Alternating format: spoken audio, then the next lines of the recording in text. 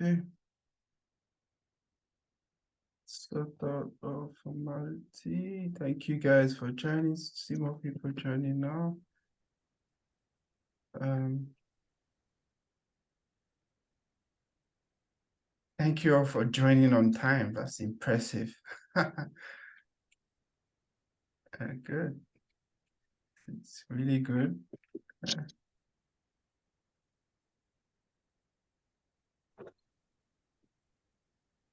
Uh, okay, Taya, I've made you a course so that you can help admit.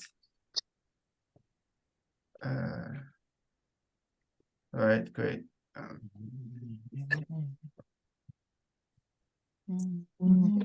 Our guests are here. Thank you all for joining this call. We're just giving a few more minutes for some of our other colleagues to join, and then we'll kick off very shortly.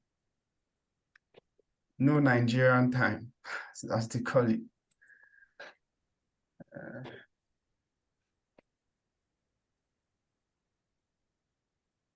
Yeah. Okay.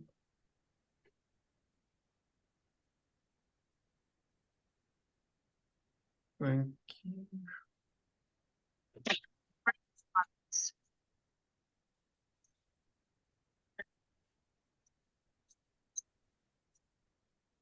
Kick off shortly, guys. Hmm.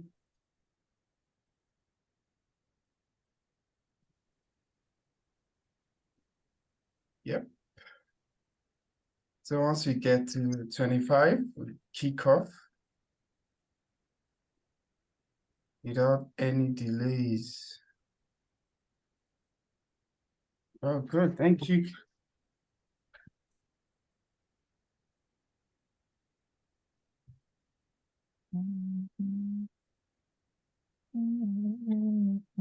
Okay.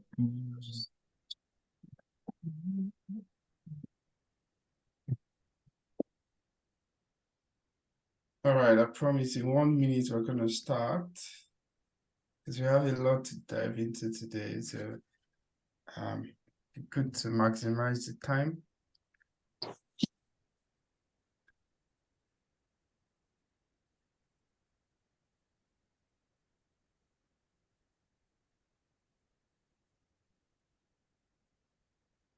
Okay, I think we're just going to start now. Thank you, everybody, for joining and choosing to spend this precious afternoon with us here today. I know it's morning for some people, probably evening for some of you, but we appreciate the time and we we promise to make it fun, exciting experience for you all. Today we're just gonna be following up on our conversation from the chat we had some months ago. So we thought it to actually have another session to really discuss some um, very important topic on navigating your tech career in Australia. And I should say it's not just applicable to Australia. Some of the lessons, experience shared here is applicable really to John, any domain. So let's have that open mind. Today with me, I have some interesting guests. I would say people who are actually players in this field in Australia here. I have esteemed individuals who have come here through our invitation to spend their time to share their experiences on how to actually navigate your tech career, and justly so because they have experience doing this, working in different roles and capacity as business analyst, product owner, mostly here in Australia. And I'll start by introducing Aliru. I think it's Aliru I can see here now. Aliru, are you here? You just stop sharing so I can see my audience. Okay. Yes, Aliru. Okay, yeah, good. So just checking there. Do I have Ladele. Oh yeah, I can see Ladele. Please, can we all turn on our camera if we can, so we can have a more conversational experience, please? It'd be great to have you guys turn on your camera. I must say that this is also a networking session. So we will have like 5 minutes to meet somebody today and connect, right? So please let us turn on our camera. Let's see so that we can have that positive experience with you as we go through. Thank you all for turning on your camera. All right, so today I have Ali, as I've said, I'll give them opportunity to also introduce themselves. I have Tayo, I have Tosin, I have Femi, and Ladele, I have Precious. Precious, you're here, right? Yeah. Oh, I see that. Yeah. I have Precious, Emmanuel. Can I see Emmanuel here? Okay, maybe be joining us soon. So thank you all guys once again for joining. And I can see some other familiar faces like Nancy. Thank you for joining. Chibuzo, Sadiq, Shekai, Gloria, we appreciate your presence as well. Everybody else, Oye, Oluwaseun, Jude, Gideon, thank you. iPhone, can you rename your name so we can engage with you more personally? So let's jump straight at it. So today we're going to be having some conversations about navigating to tech, and the structure of this session today is such that we would have an introductory session where we would introduce you to some of our guest speakers to just share their experience, what they are currently doing, and any valuable, experience they can share. We'd also be asking some interview style question, just general questions about that can be very useful to share more insight of in tech role, whatever stage you're in. If you're working in tech already, if you're looking to get into tech or you're already on that journey, there's something for you today.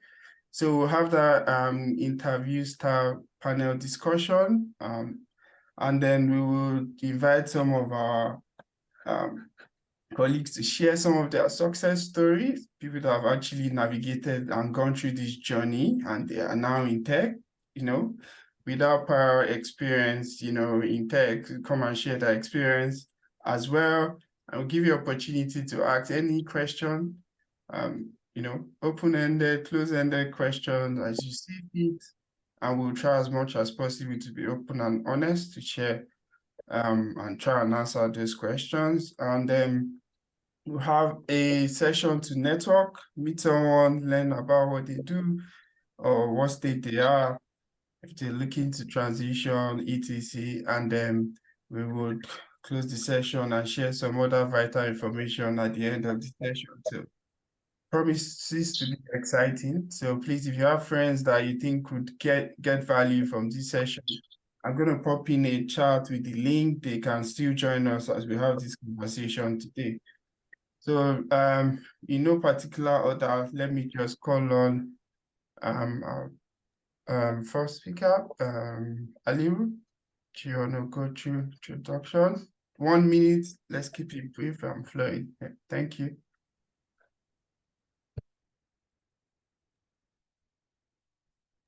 Oh, Aliru, you're muted. You're muted. Yep. Sorry about that, Benga. Yeah, so I'm Haliru Amenesa. I currently work as a PMO business analyst. Some people might wonder what PMO means. What does PMO has to do with business analyst? But it stands for Portfolio Management Office. So whenever a project comes in, we're the one that gather requirements for that project at the initial stage. Yeah. So Thank we you. have only 1 minute, so I would allow someone else to talk and go into much details later on. Okay, no worries. Thank you for that. Let's get to Tayo. Mrs. Tayo. Okay, so that was a bit. Okay, thank you all so much for joining this session. A very good afternoon to you all, and thank you for taking time out to be a part of our Fireside Chat 2.0. If you attended the first one, thank you for coming back. And if you're new here, welcome to the community. We genuinely appreciate your time, so thank you. Very quickly, I would introduce myself. I was working as a Scrum Master for the Department of Education of Victoria, which was a very good experience and enlightening one. I've had to go on maternity leave, of which I still am. Although this does not extend to zero to tech consulting, because this is personal, and seeing the change that we make in this space makes it all worth it. So I'm one of the facilitators here, supporting people who are wanting to change the course of their career as a business analyst, Scrum Master, product owner, quality assurance tester.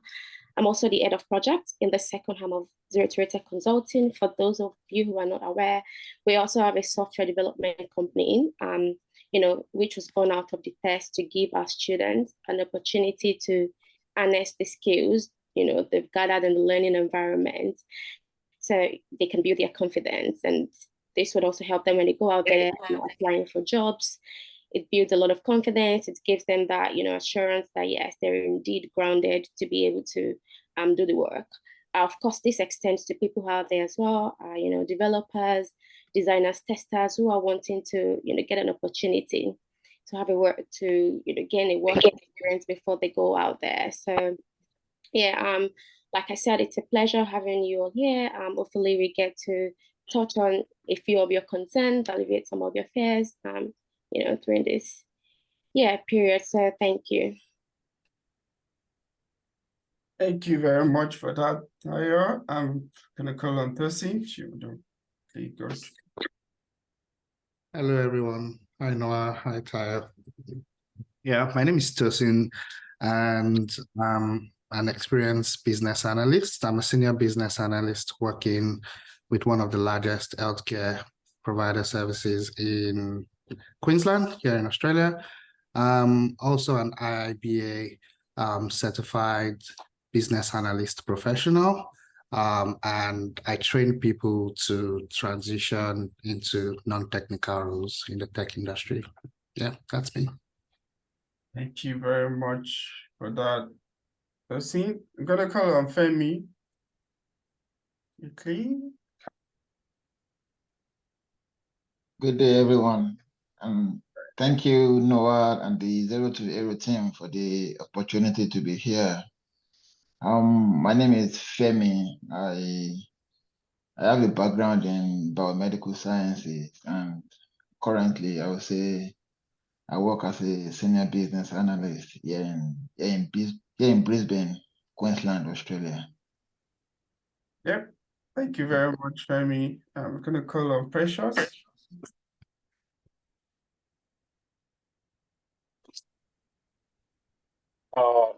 Hello everyone. I'm not sure if can you hear me because I'm struggling with my device. Yeah. Thanks for that. So my name is Precious. So currently working as a product owner here in Australia, in the island of Tasmania, working with the largest renewable generator in Australia. So, and it's been my pleasure supporting the community of our Nigerian community here and encouraging everyone to join and make out to fulfill their potentials coming down to Australia by taking up some professional roles, especially in the tech space. So as we move forward, we can chat on other things. Thanks, everyone. Thank you very much. Ladil, I see you're driving. Are you able to talk? I should be. Sorry, can you hear me? Yeah, but is it safe to talk? Yeah, sure. My name is Ladile Hajao. So I live here in Tasmania. I'm a product owner with Earth Metrics. Earth Metrics is a software company. So we develop disabilities and age care software. So, and I'm also a UI designer, UI UX. So, yeah, that's what I do. Yeah, thank you very much. I can't see Emmanuel yet, but I'm just gonna ask Sadiq. Sadiq, are you driving as well? Are you able to just I can talk though. yeah? Okay. All right, my name is Sadiq. I'm in Tasmania at the moment, so but I'm a business analyst for the continuous improvement team, where we try to automate business process. Currently working with RACT, same company with Aliru. Yeah. Thanks, Noah, for giving me the opportunity to speak here. And I'm also a present student of O2 Hero as well. All right. Thank you very much for that. Right. So we're gonna be we will still do some introductions as we go, but we just want to get to the crux of the matter. So we will warm our sorry. Yeah, we will warm up our esteemed speakers today with some very thought-provoking question. But yeah, the first one I have on my list here is to just ask the general question people might have today. Like, what's in your opinion? Please, can we mute when we're not talking? What in your opinion are some of the barriers to navigate and transition successfully to any tech role here in Australia or beyond? Any takers for that?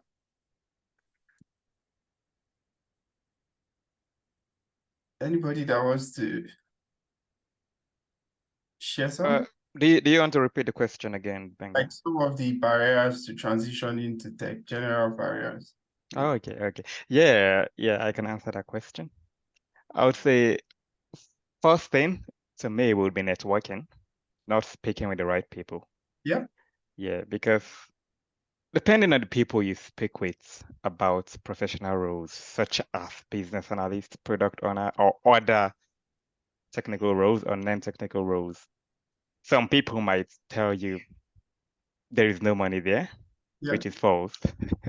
Some people might tell you it's too difficult, it's impossible to do it because of your background. But if you actually meet the right people, which a platform like this have actually given us the opportunity to meet, we can easily connect with people on LinkedIn and be like, okay, I saw you on this Zoom meeting. I would like to get to know more about this. I've heard that it's easy to transition, but what do you think?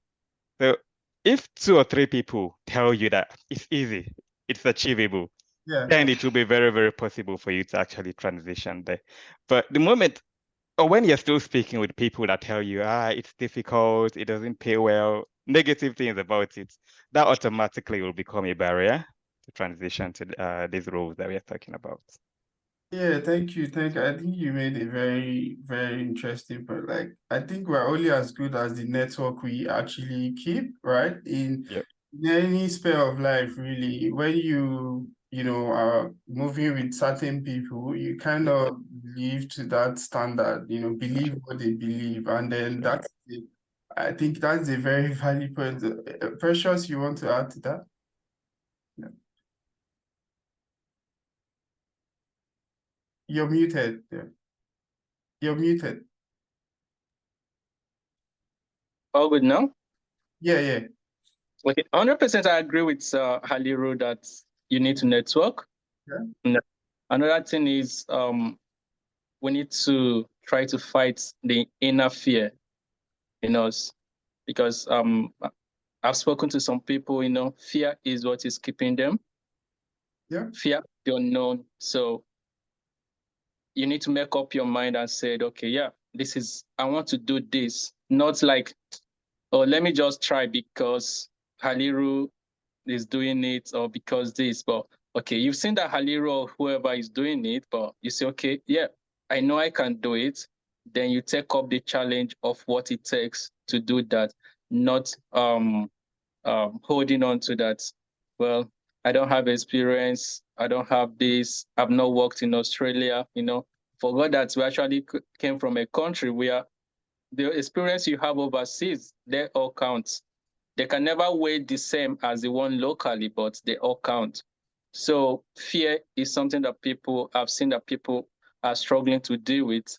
And I think when people deal with that fear, they will be able to move beyond that barrier. Absolutely. Thank you. That's a very vital point. And I just want to touch more on that. Like, does anybody have experience with people that have actually experienced this fear and, have been able to surmount those fear? What step they took? Or what are these fears? Let's start from that.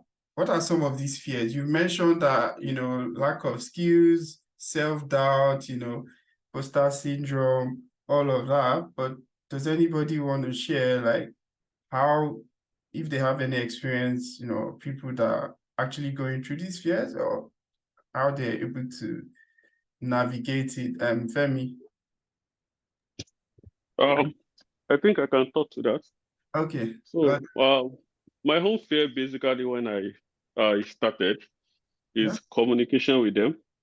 So I just have this fear of when I'm talking, they don't understand what I'm saying. They don't understand my accent. Yeah. And in a product owner role, you got to speak with different people from different backgrounds, and they have to understand you before you will be able to work with them. So initially when I started, when I talked to them, I mean, no response, nothing. They will just be looking at you like they don't know what you are talking about. So until I started talking slowly. So when I talk, I repeat myself several times. Then when I'm writing my requirements, I'm going visual, like doing the prototyping, doing the wireframe in order to get this visual look to understand what I was really saying. So, but over time, they get used to my accent and they start understanding what I'm saying. So I think it's just about starting slowly, because I think they don't really understand when you talk faster with all these people, aside from Australian, Indians, and people that we work with. So that was the only fear I had when I joined.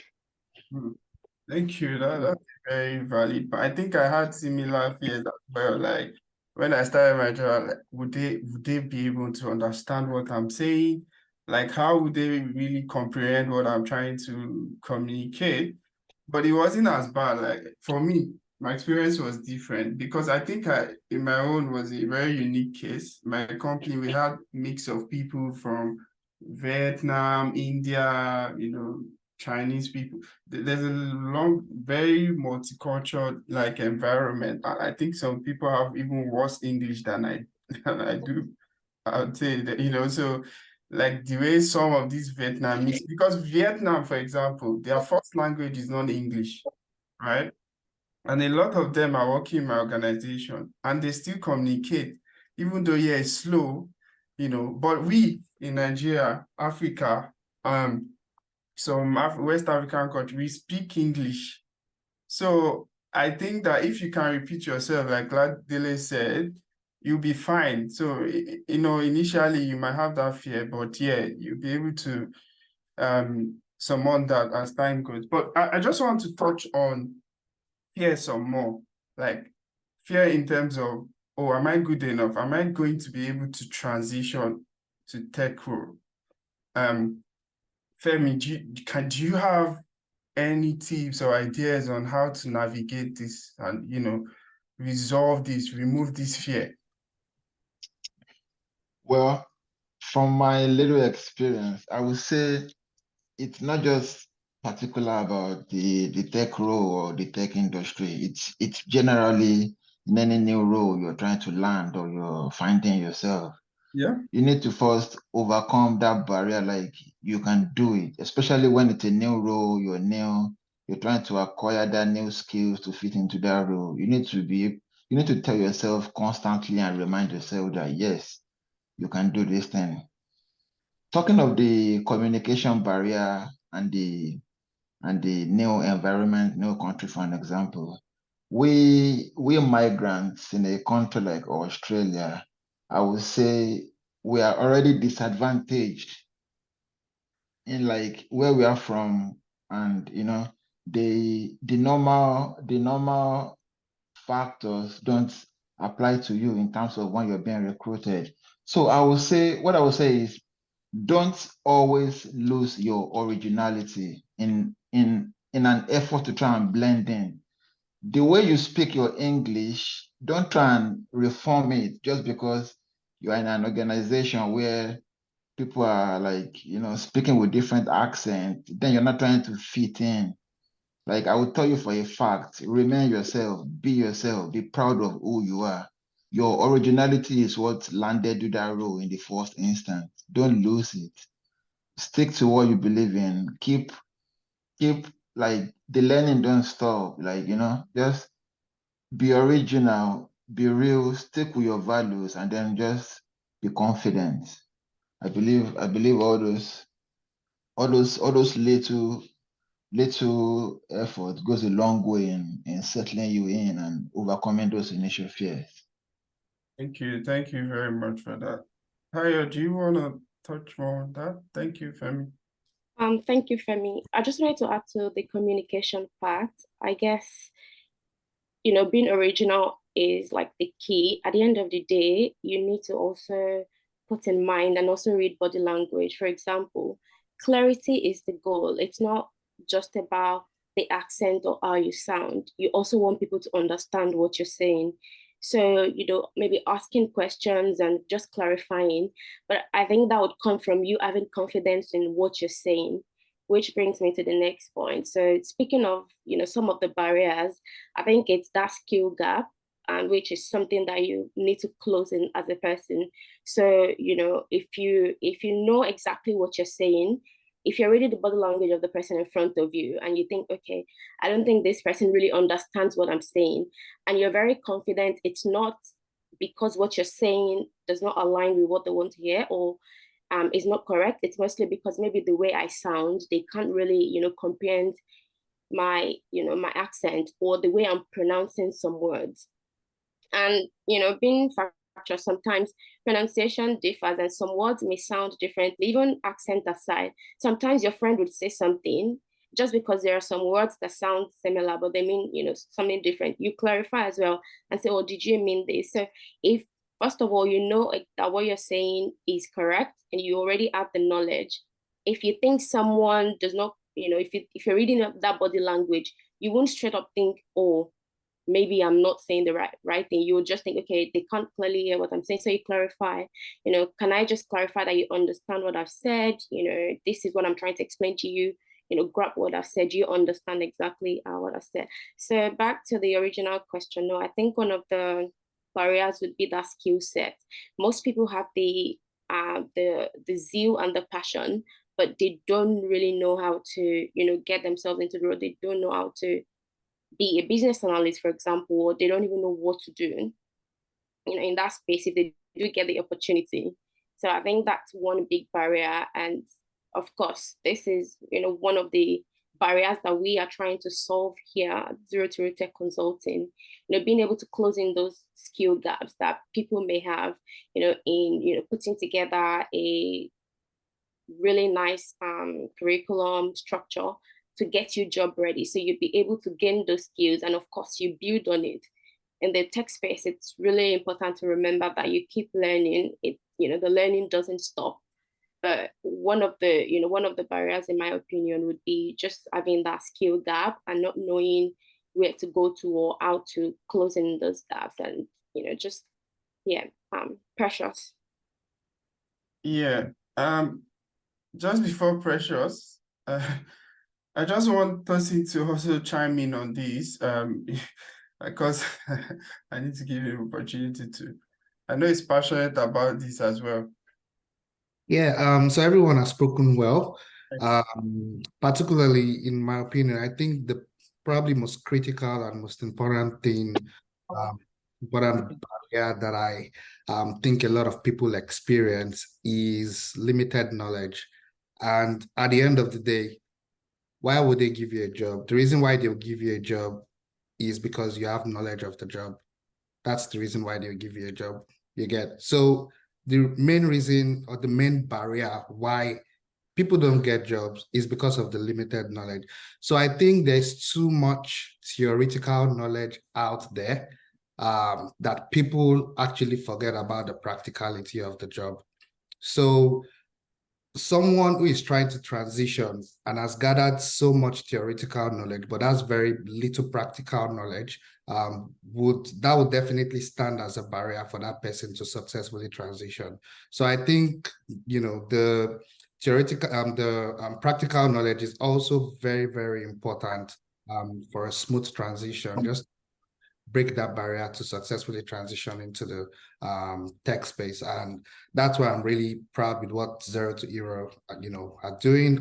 They have that structure where they actually give you a platform to build up your practical knowledge, because it's not just about, you know, the theoretical knowledge, because right now there's so much, you know, knowledge out there. You know, you have so much AI tools, ChatGPT, you know, you have your Google engine machines, everything out there if you want to. There's so much information out there. But again, you need structure, you need practicality. And yeah, that's how you actually acquire experience to be able to successfully transition into the field. Yeah, thank you. Thank you. You made a very, very valid point, because at the end of the day, we cannot read things and learn and look at videos, look at tutorials, but then when it gets to actually applying it, because I always say this, that, you know, you can acquire knowledge, but the experience is going to differentiate you in a lot of ways, because it becomes part, this is what I've done. When you're in interviews, because you've done something, you can relate well, you can, you know, draw from real life example. Yeah, you can read so many example interview preps and all of that. But if you've not done something, you simply haven't done something. If you are being interviewed by somebody that is like a BA doing the job, and you're trying to read textbook answer, you know, they will definitely be able to differentiate, like, oh yeah, this person is telling me what they read, like what they've rehearsed, you know, and it's not effective most of the time. Yeah, let me pass it to Precious. Precious, you were wanting to say something. Okay, I think we have actually like touched on those things, but one thing I want to say is, as Tayo rightly mentioned, it's good you read body languages, because sometimes some people out there, they don't really like you. Like we have some kind of things that's like the color issue is there. So when you get there, sometimes you're talking, but because the person doesn't really care about you, the person feels he doesn't understand you. So by reading the body language, you will be able to know if you're making sense or you're not making sense. And also, there is no crime in you verifying, do you really understand what I've said? And also, another thing, we're only talking about them understanding us. What about we understanding them? Another key thing is also for you to verify and say, this is what you have said. If I get you correctly, is that correct? You know, just to validate that. Those actually help you. So those are kind of how to do with that communication issue. But in terms of overcoming the fear, I don't know, maybe some of us are more stubborn than others, but the stuff is, when having worked with Indians, having worked with Nepalese, Chinese, knowing that some people don't even understanding, even when you go to UK, some lecturers, they speak, you won't even understand what they're saying, but those schools employ them and we speak better than them. So this, like, for me, going into this, like things that gave me that morale, I said, well, I know I can do it. And before I did my training, having heard that some people move from nursing, some people move from the warehouse, and some people move from frying burgers in US and doing all those things, I said, man, I can do it, you know? And I was already fed up with what I was doing. So I think you really need to make that decision, or you need to be, I'm done with that one I'm doing. I want to get on to another phase. So these are things that can actually push you. So that's just my own, how personally I already know that, well, we Nigerians, we can do it. Having worked in my team, I'm the first Nigerian in my company, so it was a big challenge for me talking about I need to represent, and also being in my team, I know I speak better than most of them that are not Aussies. So if you're outside, you will be that scared, but just know that you're better than these people, some people, and you can do it. If people that just learned English because they want to come to Australia can work there, then you who have actually been speaking English for a long time, the only thing we need to work on, which personally I work on myself, I'm still working on it, is pronunciation. I don't really care about accent. I care more of the pronunciation. So those that don't form to copy the whites or whatever, care about getting the right pronunciation. And with that, everybody will hear you. Thank you. Thank you very much. We just want to assure everybody that the way you pronounce things, your communication skills is good. Of course, we can always improve and, improve on our communication skills. But trust me, there are worse people out there that are working. As I've said, I've given you an example of people, not to mention a particular country, but there are people that actually do learn, they learn English every day just to do the job. And English is our first language, really. So there's no excuse you saying, oh, they can't hear me. Just clarify, as you said, validate what you're saying, make sure the conversation is two-way, and you're employing active listening. Please, can I just persuade us to turn on our camera, please, so that we have a more positive experience, please. And moving on to skills now, we've talked a lot about skills. So I just want to try to Tosin, what are some of the key skills that someone looking to transition into tech need to have? Right? What are these key skills that they need to have? There are a lot of skills out there. I might just mention one because I want to give room for others to, identify some of those, other skills as well. For me, the skill that stands out the most that I think it's very important for you to have as a business analyst is empathy. So this particular skill is not being said enough, and some people might not even identify empathy as a skill. They might think it's something of character, but yeah, empathy is actually something that is acquired. It's something that is learned. So first of all, as a business analyst, you're going to be discussing with people who have certain pain points, people who have problems that you're trying to provide solution for, and people who desperately want something.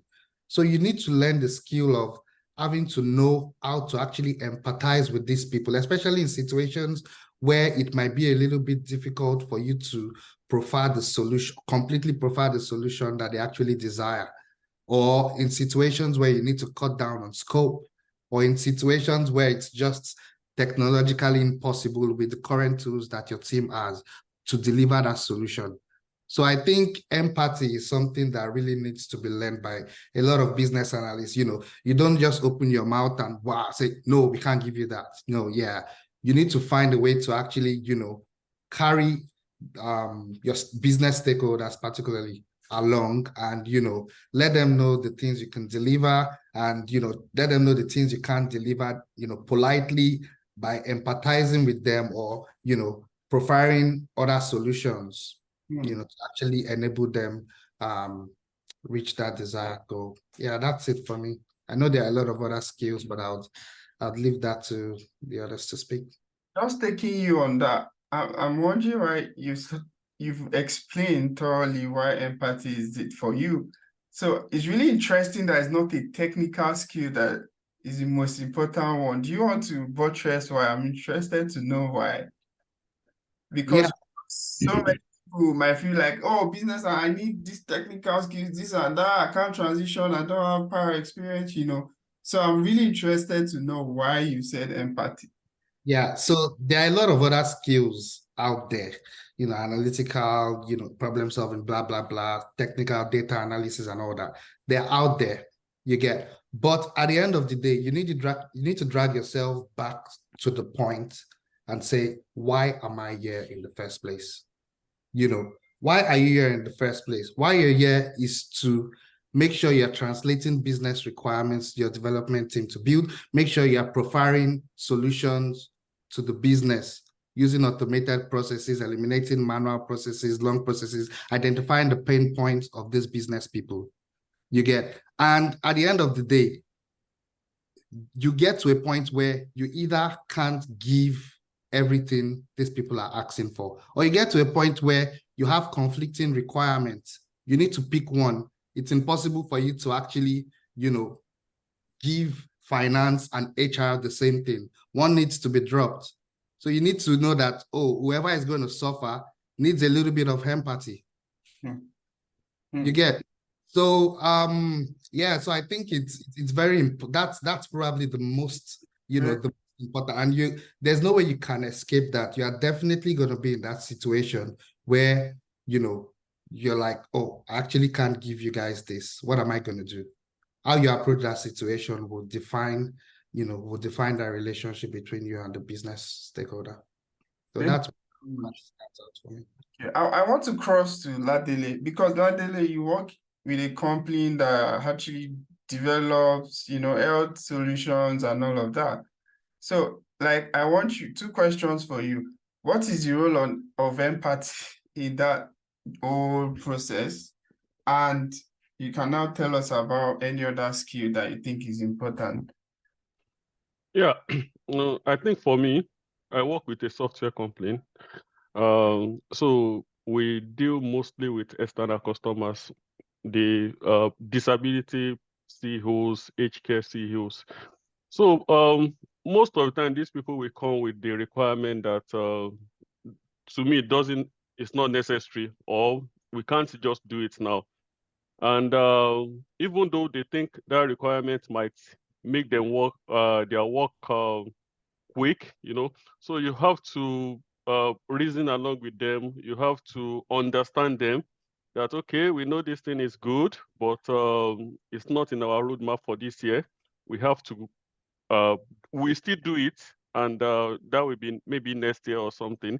So you have to, most of the time, you have to provide a solution for them, so that just like a workaround to achieve what they want to achieve, because it's always difficult to tell them no most of the times. So empathy is very, very key in software development, to be honest, because you don't want your customer to go. You have to, if it is internal customer, yes, it's very easy. You tell them, no, we can't do it now. The business is not ready for this. For external, you just have to reason along with them and give them workaround. The key thing is you have to give them workaround for that requirement. So yeah. So one of the skill that I would say is escalation. Know when to escalate the issues. So because most of the times people don't know when to escalate. People don't know when to talk, when to speak out, until maybe the deadline of that requirement. So which has to do with the time management. So you have to be on top of everything with the developer, and know that, and ask developer maybe a week or two before the end of that deadline, that will you be able to meet up with the deadline of this customer, because we've lost a very relevant customer due to that. So time management is very key. You check every day who is doing what are you doing, do you need help, do you want me to escalate, do you want the business to know that we can't meet up?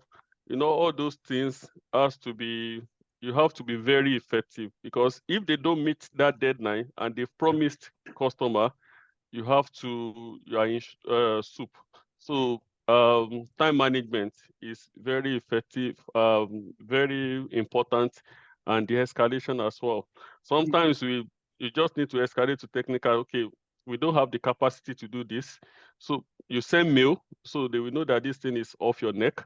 But if not, they will come back to you and say, no, we promised this customer is a $300,000 deal, and you've messed up the deal because you didn't tell us that you can't achieve this. So sometimes it's good to take break and tell them, so see, I can't give you the answer now, I will go back and meet my team and give you the answer in that meeting. It's not necessary you give them that answer, what they're asking for in that meeting, because the customer will always want the answer. Okay, you are giving us this. When are you giving us?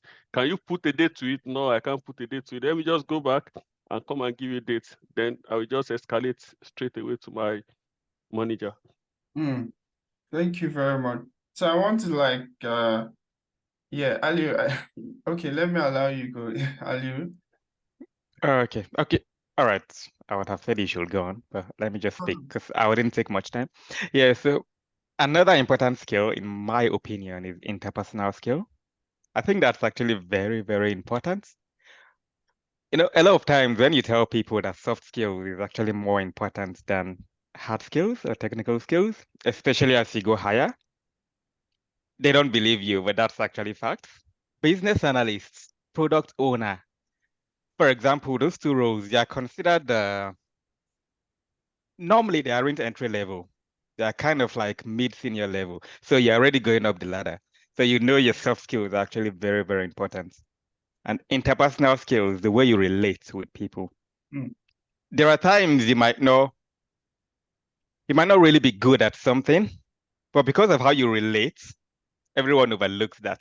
Like they overlook the small mistake that you make. If you and your team, for example, get along really well, things will be so easy for you, so smooth for you. But if you're the kind of person that just comes to work, frowns his face, do what he wants to do, go out, it's very, very easy to meet bumps along the road.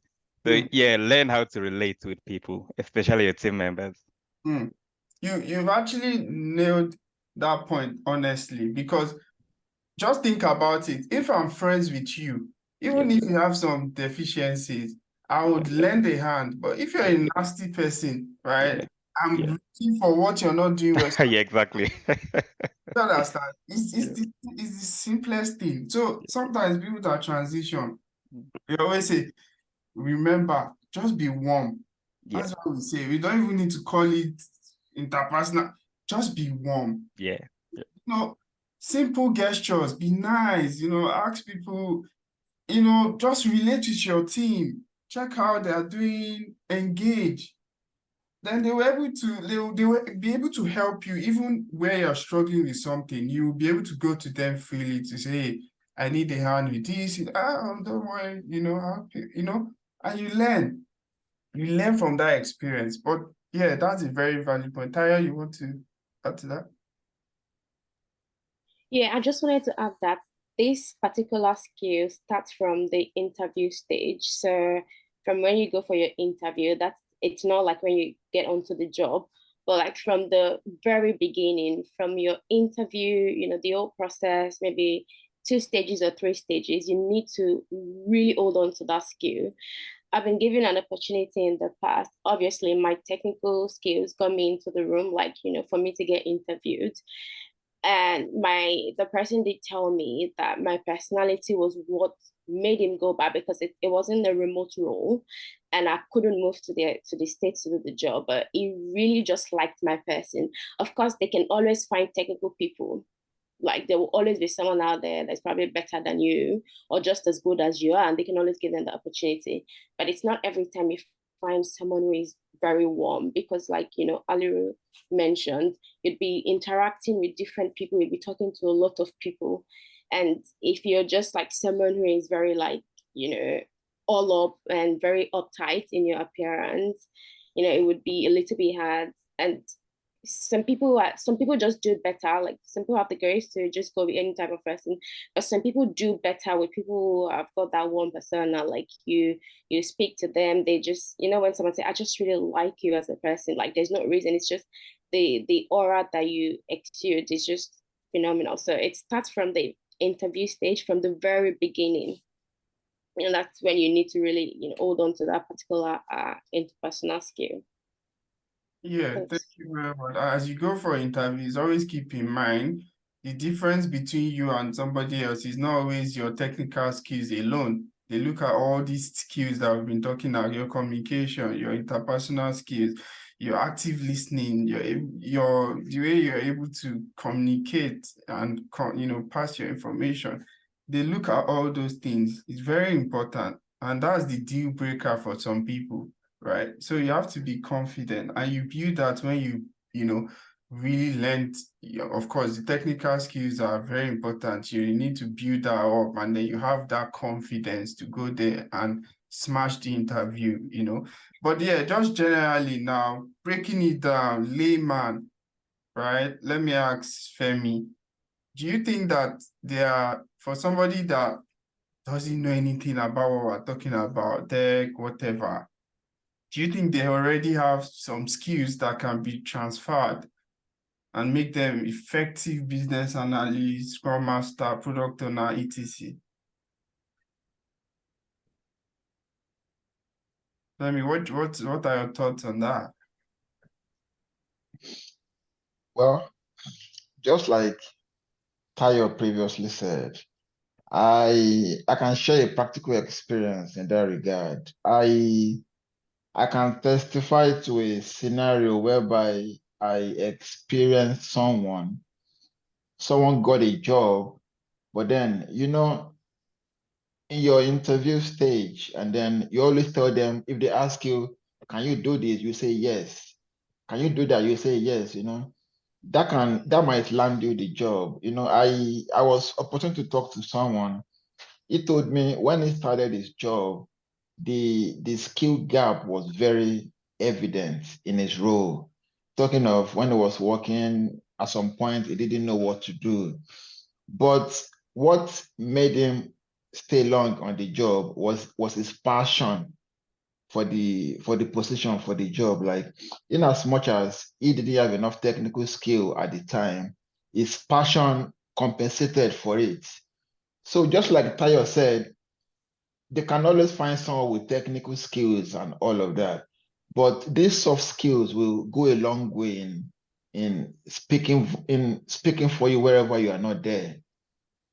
Your passion, your zeal, your dedication, your hard work, all those things, they equally count to what you bring to the table. Yeah. Thank you very much. Does anybody want to add to that? Yeah. So just to share another practical example, like if you've ever organized an event before, right? You've organized maybe what event in church or mosque or a birthday party, whatever. There are a lot of skills that we've discussed today that goes into that whole process, right? You would have communicated with people, you would have identified resources that you need, the people you need, communicate with them, bring them together, work out a plan, analyze situation, determine your budget, and make sure that everything is there on time. For example, you want the DJ to be there, the food to be there at exact time. It's the same way when you look at project management, right? That is exactly what you do in a formal setting. So you apply all these skills that I've been talking about to make sure that projects are delivered on time. When I talk about business analyst, scrum master, product owner, there are also intertwined roles focused on building the right product, putting the product with empathy, making sure that the end user, people that will use this product, they enjoy the product. It responds to their need, right? And to do that, the business analyst, product owner would have engaged a lot of these stakeholders, the customer, the people that will use it. What do you want? What are you looking for as your requirement in this product, right? And that's what will accumulate to the development and final product. So at some point, you've done some of this engagement. You've communicated, you've engaged with people, you've solved some people's problem informally, day to day, you do it. And that's why we always say that no matter what you're doing currently, you have that experience. You just need to transfer it and learn some more to be able to function in these roles. They are not like rocket science that, oh, nobody's a closed group, nobody can learn this. It's too tough, it's too difficult. But you need some strategies, right? And that's where we come in. I'll tell to you, for example, we don't want to go into advert now, but we want to impact on you to give you that confidence, right? To know that you can do it. Yeah. Kaya, do you want to? Okay, Ladele, you're muted. Yeah, I just want to give another practical example. So I have a guy that works in disability. He wants to cross to product IT, and he will be like, "I'm fair. I don't know anything about IT." And one day I called him. I say, "You are working in 4 companies. You can manage your shifts, and you know when to go to these shifts, when to come back, when to go. And on this shift, sometimes it comes late. You know how to talk to people and say I will be late, and they won't report you." I said, those are the skills that you need in product role. How to manage people. For you to be able to manage 4 jobs and nobody has ever reported you, you are good to go. And thank God the guy has started training now, and hopefully we get thorough soon. So Yeah. everybody has that soft skills. Anywhere you are coming from to do this role, there is nothing there. Nothing is there. Absolutely. Thank you. Precious, wanted to add to that? Yes, Precious. We will soon open this up for general question. Is Precious here? So it said. Okay.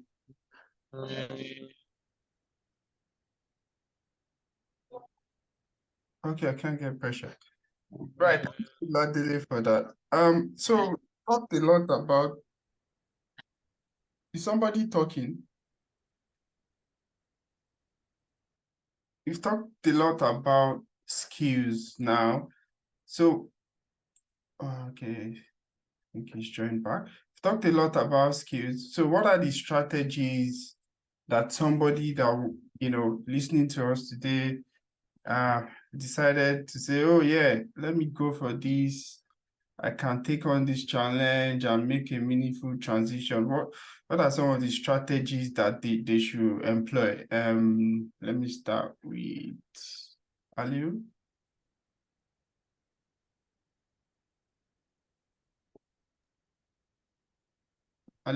Yeah, sir. Can you repeat your question again?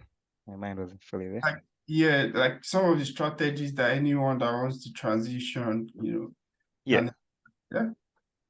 Yeah. All right. First, I would say just similar to what Tosin said, attending a training with structure. Some people can actually go online and study by themselves, but it's a bit difficult because you don't really know how to structure your studies. You can actually start studying from the back, then go back to the front, go to the middle. Like it's get very, very disorganized. But if you go for a training, not just any training, but a good one that you've gotten reviews from, like people have told you about it, one that maybe 1 or 2 of your friends have told you that they know people who attended this training and they got a job, things like that. Once you're able to do that, I think you're already on the path to landing the role that you want. When you first focus on the training, after the training, even during the training, I'm sure they will tell you what next to do. They will tell you how to prepare your CV. That's one stage. After preparing a CV, they'll tell you how to apply for jobs. When you get called for an interview, they will then tell you how to prepare for the interview. After the interview, when you've been given your offer letter, they will assist with onboarding. They'll tell you that, okay, these are the things you should expect within the first 2 weeks, within the first 12 weeks, things like that. When you have all that in mind, everything becomes easy for you. And you have to be just ready to tell yourself that, okay, you're ready to do this. Like no matter how many times someone tells you you can do it, as long as you can't convince yourself that yes, you can, it will be really, really difficult. And that doubt will always be there. That's for sure. But the doubt will always be there until you get into the role and start it. That's only when that doubt will leave. So you can't actually stay from outside and be thinking of how it will be. That's one. And two, don't try to be over prepared. I've seen people doing several trainings, and they're like, okay, they want to get this. They feel when they get this other one, they will be good for it. Nah, find a good training. You just need one course. I'm not trying to actually sell zero to hero. I know Benga, but there were times that people were asking me about the training, about his training, or people were asking me about trainings they could do. I could easily refer Benga to them because I personally know a lot of people that had done his training and started working, and they've been working and have no issues. So if you can get someone that is actually very good at what he does, do your training with them. After that training, that's fine. Just go into the job, start working. You don't really need to go ahead and do another training afterwards. Nah, you would just keep wasting time. Yeah. Thank you for that shout. Thank you, Aliu. Sadiq, your hand is up. Yes. One of the things I would like to add is a lot of people that want to transition into some of this tech course, they actually don't know what the responsibilities entails. And it's good for you before you transition, you talk to people that are already working. Ask them the kind of thing that they are doing. What are their responsibilities? So you have an idea of what you are going into. Because funny enough, a lot of people still think that, okay, for you to be a BA, you need to know how to code. You need to know programming language, which is not the case. So there's a lot of misinformation out there, and that scares people. So I think for those that want to transition, they need to actually know what the responsibilities are. Yeah. And ask questions from those that are already in the field. Thank you very much for that. Lucy? Yeah, thanks, Lon. So I think apart from having a structured training and all that, one very important thing that you need to do is sacrifice. And yeah, this is something that is actually not being emphasized. So you need to sacrifice. I mean, if you were going to play football 5 times every week, when you start the training, you can't continue playing football 5 times a week. You need to sacrifice, you know, oh, I'm going to go only 3 times now because I need to be committed to this training. You know, if you were doing 4 jobs because you want to get all the money in the world, you can't say you want to achieve something and you won't sacrifice. I mean, if it means dropping down 1 of the jobs, 2 of the jobs, just to fully concentrate, you know, dedicate, it's just a couple of months, dedicate those few months to actually understanding, especially, dedicate it to understanding, you know, what you are going into, where you are transitioning to. You need to sacrifice. I've seen people come and say, oh, do I need to, they're actually willing to stop their full-time job just to focus on actually transitioning successfully. That's someone who really means it. That's someone who's really, you know, serious about it. So I think sacrifice is something that is very important that, you know, someone who is transitioning needs to, take note of.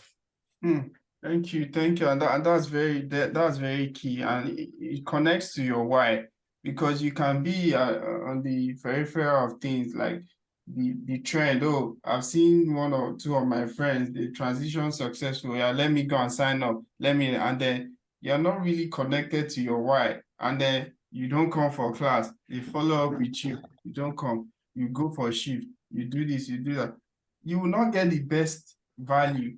And there's nothing any training can really do, really. So you need to really sacrifice your time, your resources, etc. And then you'll be able to get the best value and make this transition. Remember, this will shape your career for life, where you get flexibility, joy to do other things and try. So if you want to still stay in your status quo, to not be effective, that's simple truth. Anyway, we want to move to now applying to jobs and the outcomes, etc. So I used to get this question. So my actual Nigerian name is Oluwagbenga, right? And we all know that some recruiters struggle with long names. So I just want to ask that, do you think that is necessary to use like your English name, if you have one, in your CV to get the best chance? Or what do you think about that? Is that really important? Let me ask Adele, do you think, because you have Yoruba names? So yeah, that's the correct name, Ladele, but I went know as Ladell.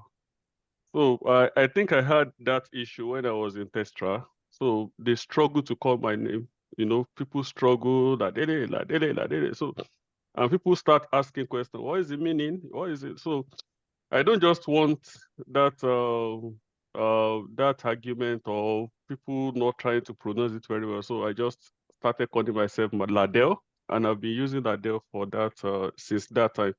So for me, I mean, it's a personal thing. If you think they should be called, because these Australia people we struggle to call Indian name, even though Indians name are very difficult to call, but they will call it, you know. So it all depends. If you think you are not comfortable the way they are calling your name, yes, go for it, shorten it or put your English name. Or if you think you are comfortable, let them pronounce. They have to pronounce it because they will always pronounce an average Indian name. So why not pronounce our own name? So that's just my own personal opinion on that. Just to buttress on that question, really, is about, recruitment stage when they're trying to sort out your resume, right? You see a long name. I've heard of experiences where there's that systemic racism where, they'll see long name, recruiter can't pronounce it, they bin it, right? Even though you're qualified, like, I can't even pronounce, they're lazy in some cases. So that's the aspect of my questions, really. Before you even get that job, do you think, just avoid all those, kind of situation? You should use a name that is easier to pronounce in your CV. It's important, all of that. I don't think so, because in my previous interviews, they will always ask you, how do I pronounce your name? Do I pronounce your name well? Or which name do you prefer to be called? So I don't see the reason why you should use the name that is not your name on your CV or your English name. That's just my own personal thing. Yeah, I will still write my name Ladele, but during the interview, I say I prefer to be called Ladell for that interview, but not putting Ladell in my CV. I see Nancy's hand is up. Thank you for that. Nancy, do you want to chime in? Yeah, I mean, I quite agree with what Oladile has said. You don't really have to change your name. But when I was in the uni, a lecturer of mine studied a Master's of Business Enterprise Resource Planning. A lecturer of mine actually, advised us, and that was my first semester. He said, like you said, OJ, systemic racism and all of that, it is real. And the lecturer actually advised us, on your resume, look for an English name. And I can never forget. So he said, look for an English name because that is the first point of contact. So if you can go ahead. But if you can't, there will always be a job waiting for you out there. But if you can go ahead, because there are just some organizations that are just really, I don't want to really use that word, but there are just some organizations that are just like that. And they might not just, call you for your first interview or all of that. So it's very important, especially here in Australia. Yeah, thank you. That's a valid point. I think on this issue, we have different experiences. So I'm just trying to gauge, because I've actually mentioned, I've had that experience and I did things differently and I saw results. So I wanted to, sample, different opinions. So yeah, thank you for that. So the next question, except somebody else wants to chime in on that, and we'll soon open it up for general questioning, is, so how important do you think, like, on-job support, mentorship is? Let me go to Tayo. Okay, thank you, Noah. Just before I answer that question, I just wanted to quickly chime in on the name thing. I don't think it's okay to put a name that you haven't been christened. So if you do have an English name, and maybe that's fine if you want to like put it on your resume, etc. But like you giving yourself a different name just to appeal to recruiters, I think that's wrong. I don't think it's a problem if, say, for example, your second, third name is maybe a Christian name, an English name, and you decide to just put that on your resume. But I think it's very subjective. It's based on everybody's experience. I don't think there's right or wrong to it. If you decide to go with your Christian name, that's fine. If you decide to leave your your traditional name, etc. I don't have any Christian or English name, so I'm not going to give myself one just to appeal to recruiters. And like Nancy said, there's always a job there for you, but it does exist. And if you think maybe it hasn't worked in your favor, you may explore other options. Say, just adopting maybe your second name or your third name to see how you go with that. Regarding on job support, which is the second question, I think it's really important just because this is a territory that you haven't been before. Like this applies to people who are just transitioning, you're new, you haven't done this before. It would be really important to have someone just, unloading you when you start working. So someone you can bounce off ideas with, someone you can borrow their brain. If something doesn't look quite clear to you, you can just double check. Of course, there are resources out there, but you can really compare that to that one-on-one support that you'd get. I can easily, message, for example, my mentors, or I can easily message people that I know that are professionals and say, oh, look, this is what I'm thinking. What are your thoughts? Am I on the right track? What do you think about this? So I think it's really, really important, which is one of the things that we pride ourselves at, being able to support our students end to end from the very get-go to like when they start working, keeping in mind that they have gained enough skill, to stand on their own, but just having that backup, just having that confidence to be that 101 on the job.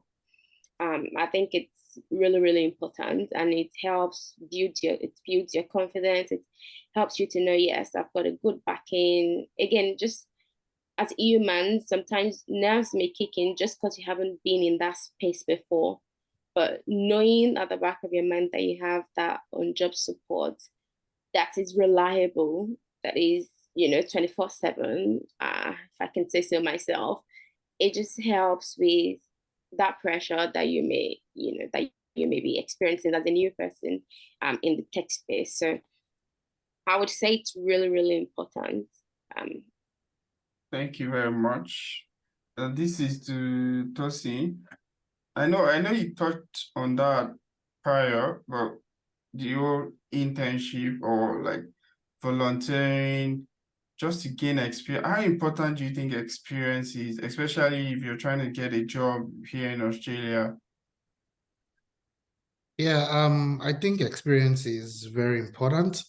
Like I said, it's one thing to have the theoretical knowledge, and then it's another thing to actually have that practical knowledge. And even if you get to a stage where you can give scenario-based responses during the interview, just to give them some practical experiences, by the time you get on the job, it's another different ball game, because when you get on the job, your experience, particularly your practical experience, is going to help you. It's going to go a long way. So having that internship period and having that on the job support, is very important. Someone you can go to. I mean, if you have a practical experience, nothing beats experience, like they say. It's definitely going to be at your advantage when you get on the job. And when you get on the job, of course, there's a lot involved. You don't want to get on the job and start thinking you can just shine. There's a process involved. You want to understand their business. You want to understand their processes. You want to identify your stakeholders, and you're doing all of these things. And it's also important to know that when you're on the job, no two jobs actually have, or no two organizations actually have the same processes. I was talking to someone recently, and I found out that the way they do some things in their organization is like completely different from the way some other organizations will actually do it. So when you get on the job, even if there are some things, you definitely want to give them the impression that you're well experienced. So if you see some things that don't seem, right to you from your experience, you don't need to beat it down. It doesn't mean it's not the right thing. It doesn't mean it's not the right thing to do because your previous organization has been doing it. No, it could mean that that's what's actually working for their own organization, So those are just some things to identify when you get on the job. Yeah. Thank you very much. So if you have some questions, we have opportunity to answer them very quickly. So you can just pop it in on the chat or raise up your hand and call you. We can then answer this question very quickly. No limit, you can ask anything, of course. Okay, maybe there's a limit, but yeah, scope of what we're discussing. All right, Precious. Precious? So before we actually move into those questions, so one thing which we have not actually mentioned, I've been listening is, for you to actually empathize with someone, there's something you need to do. You need to listen. Like active listening is very important, and that is quite easily to be spotted during interview. Giving people opportunity to speak before you jump in. As human, we tend to bump into people because we already know the end of what they're saying, so, and that doesn't show respect. So active listening is quite important. And if you can't listen to someone, how can you empathize with someone? So as a business analyst, product owner, if anyone working in an organization, you need to try to incorporate the habit of listening to people and listening to understand. So that is where active listening comes in. Probably I got that from disability work. Active support. So you need to actively listen to people. So that is very, very important. So I just want to touch on it because we are talking about the to empathize and all these things. So active listening, respect, they go hand in hand, and they are quite very important, I would say. Thank you very much. That was a very valid point. Also when you're interviewing to the job and you're researching the companies, also look at their values and speak to those values when you're having those discussions so that they can really separate you from other applicants. Like, yeah, this person closely aligns with our values, beyond the other things, your technical prowess and etc. So it's really important. So we're actually expecting questions. Gwenga, while we wait for the questions, so you can ask your question now, I think. So I'm just talking. Another thing, as just touching on what Tosin said about sacrifice, that is very quite important because some people do training, they don't want to apply for jobs. They think that, oh, if I apply for one, then that's it. I should be able to get it. Some people, you might have a friend who has applied for one job and they got it, and that's work for them. That doesn't mean to work like that for you. So sacrificing time to applying for a job is a job on its own. Oluwaseun, sorry. Yeah, just finish your. Okay. Hi guys. Okay. Okay, so I should finish. Okay, maybe you should finish first. Okay. Yeah. Yeah. So make out time to apply for jobs. Like after I did my training, that was what my trainer told me, and that is what I've been trying to tell people when I talk to people about. Oh, I've been applying. I'll ask someone, how many jobs have you applied, and they will be able to name the numbers. Then you haven't been applying. I was like, okay, you need to apply for 9 jobs in a day, and let me see that village winch that will not allow you to get a job. Because the more you apply for jobs, the more you have opportunities to be interviewed, and the more you have opportunity to be interviewed, the more you have higher chances to get an offer. So these are quite important. Yeah, the very important point. But of course, you need to apply strategies, right? So you need to make sure your TV is optimal. You need to make sure that you apply cover letter, optimal cover letter where applicable. You need to make sure that you tailor your resume to the job as well. So don't just, you can apply blindly and not get result and get frustrated. Yeah, that's one thing. Just before you go on is if you have applied for jobs and you know you have actually applied for jobs and you're not getting interviews, then the problem is your CV. But if you have been getting phone calls, and you're not proceeding to the panel interview, then the problem is not your CV. The problem is you need to work on yourself. So that is how I gauge myself, and that is how I try to encourage people to gauge themselves, because if your CV is not good, no one will be able to call you. Yeah. And sorry guys, and just touching on that, if you get calls, you're not proceeding to the next stage, you still have some skills to bridge. Like you need to, there's some gap, so you need to close that gap, through committing to learning more, researching, training, etc. All right, let's get to Oluwaseun first. All right, guys. I want to firstly say that we are some of us that have not been on this platform before. We appreciate the opportunity, to join you guys and talk about the transition phase from what we do now into IT. So to go to my question quickly, I hear a lot about business analysis and process ownership or process management in this training. So firstly, I want to know, is the training that you guys, offer, is it just based on business analysis and product management? And secondly, I want to know, for some of us that have, for instance, I have experience in systems control and fraud management, and I've not heard anything about, because I would like to do a refresher. If I have the opportunity, I've left that field for a while now, and I'm just like going back into it, and I need a refresher. I want to know if you guys have anything, designed for people like us that have had previous experience in IT. I want to do a bridge course, just to get back into the field. Thank you. Thank you very much. I'll answer later and person go first. Tayo, do you want to go first? Right, thank you, Sean. If I understand your question correctly, you wanted to find out if we support other,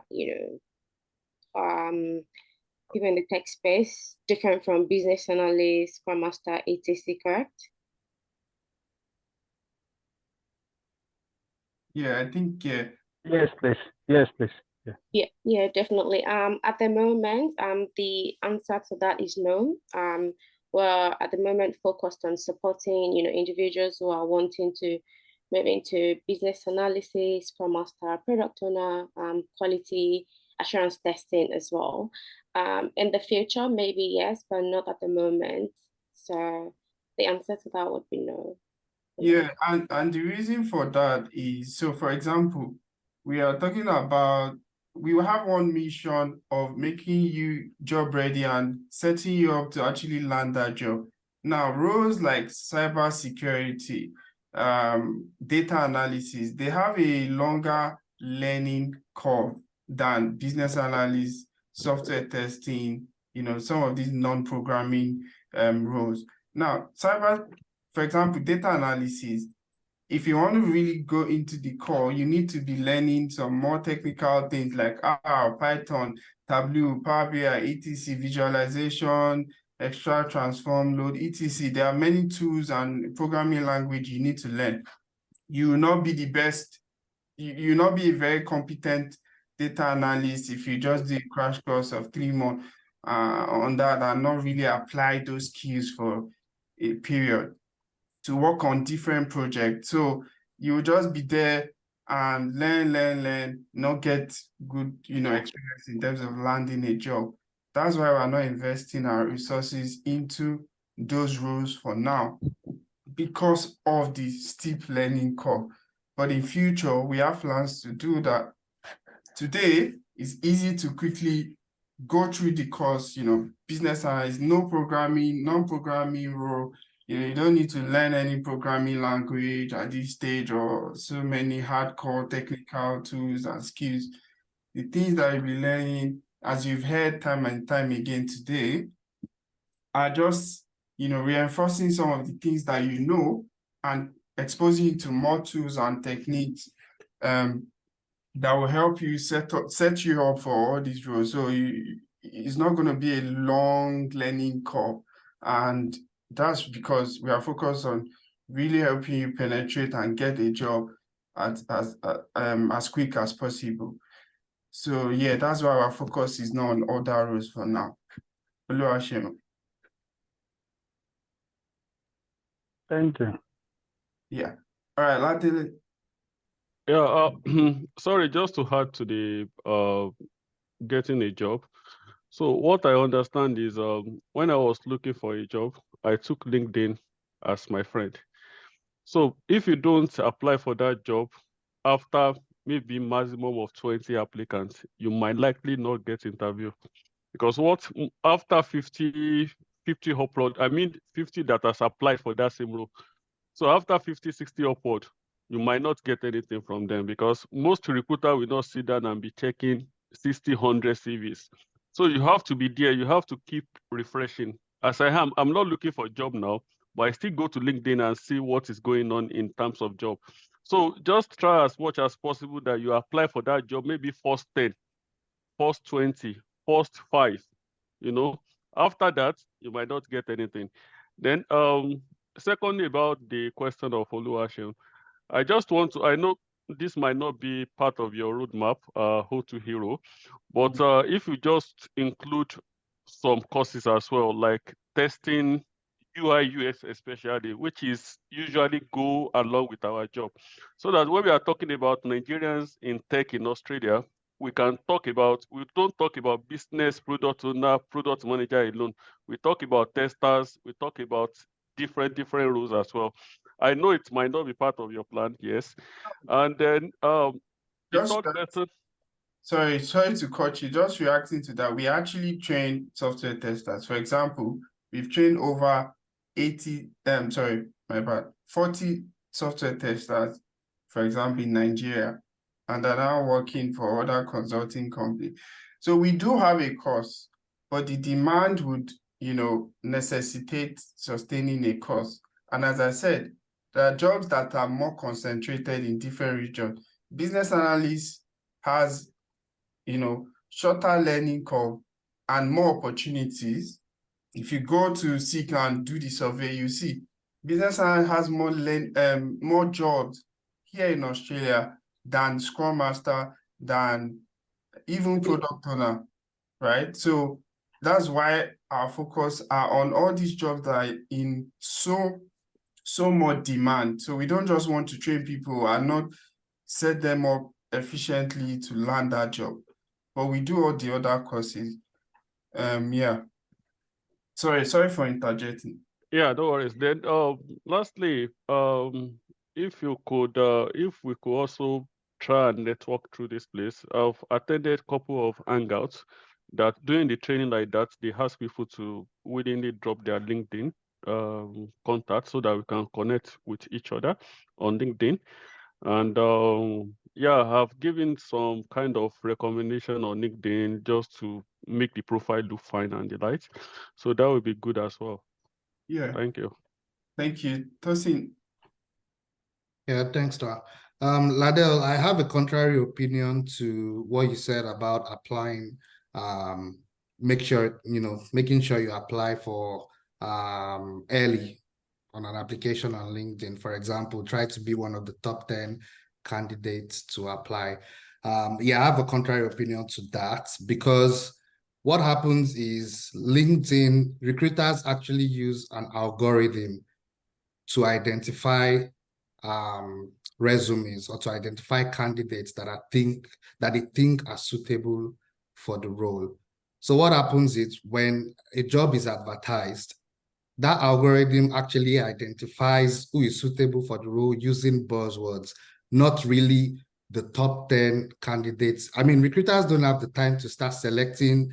If, for example, so a job application, you see 150 applicants for the job. A recruiter is not going to go through the top 10 CVs and then disregard the remaining 140. They won't do that. They use the algorithm to actually identify the person with the most suitable experience in accordance to the position description. So when they advertise the role and they set an application date, for example, they set 28th of September as the application date, most recruiters will actually extract the data on the 28th of September and then use that algorithm to identify the people that they think are most suitable for the jobs. They won't just select the top 10 and disregard the last 140. So yeah, I just thought I should state that you don't need to be one of the first candidates to apply for the job before you get the job. It's in the quality of your CV, and if your CV or your resume actually suits the role or the position description that is correct, that is advertised. Yeah, thank you, Tosin. Precious?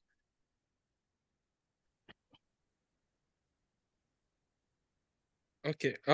So for me, I want to talk to Oluwaseun. So yeah, so you have experience in IT before, so that's a very good advantage for you. Some of us didn't have. And then one thing you can do is starting a role like business analyst. That will even give you opportunity to do well as a technical business analyst because you already have a technical background. So joining this with your technical background will give you a very good advantage and as well good being in a position to perform very well when you get into that role. And also when you get there, you're not started, you're already in that field. So there could be internal opportunity that can actually come up and you will see yourself being a good candidate for it because you're already internal, you already know the culture. You already know, they don't need to onboard you again because all these things takes money.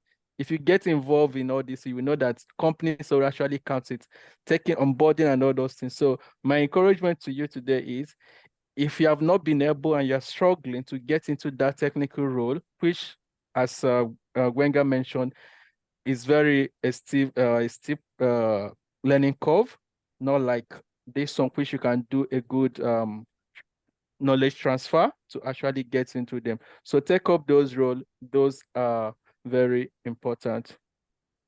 And you will see yourself moving forward. Thank you very much. And this goes to everybody. Like, even if you transition to one role in an organization, like Precious was saying, you always have opportunity to continuously improve and explore other roles. If you so wish, you can go technical. For example, over my many years of experience, I've done different things like testing, business analyst, product owner, project manager in one organization over different years. So you can explore different paths. There's always opportunity for that. People move, people resign. And if you have the skills to fill a gap, you can, but get into the role first, get into the company, start from somewhere. But you can't just move from another industry into that if you've not like warmed up, be very equipped, gain experience, etc.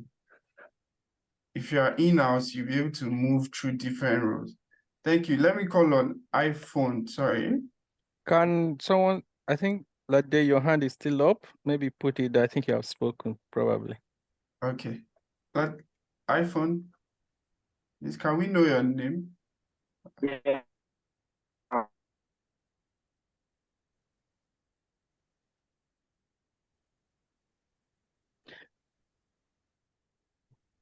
Okay. Sorry. Hello. I'm not sure if my face, but that's why I haven't I put my camera on ever since. Yeah, my name is Anthony. Yeah. Sorry, I actually thought my name was Phil. Can you hear me? Yes, I can. I think Hello? quickly a bit. Yeah. Yeah. So, okay, Maybe he should okay. type it if the Yeah, network is my name disturbing. is Anthony. Okay. Yeah. Hi, Anthony. Go for it. Yeah.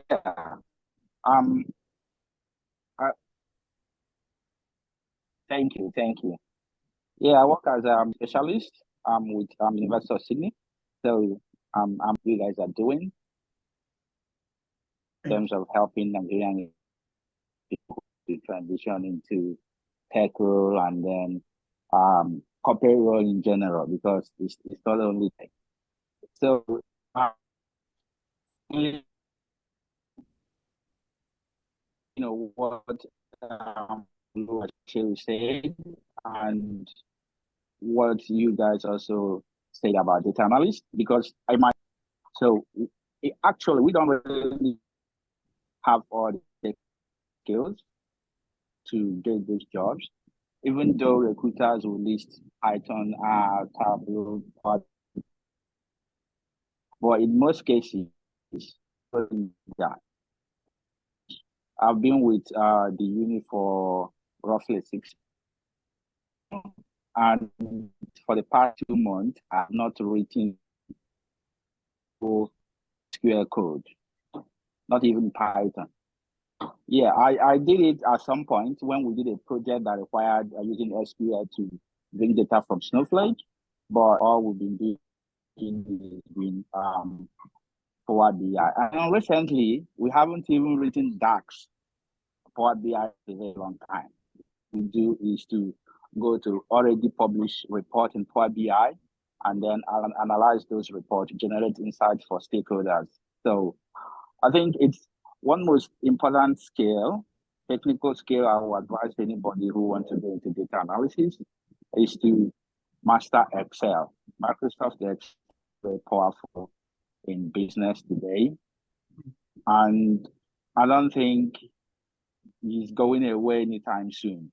So if you have the opportunity, spend time, learn Microsoft Excel, because even most stakeholders know their way around Power BI. So they will still expect data analysts to use charts and send them, because that is what they are familiar with.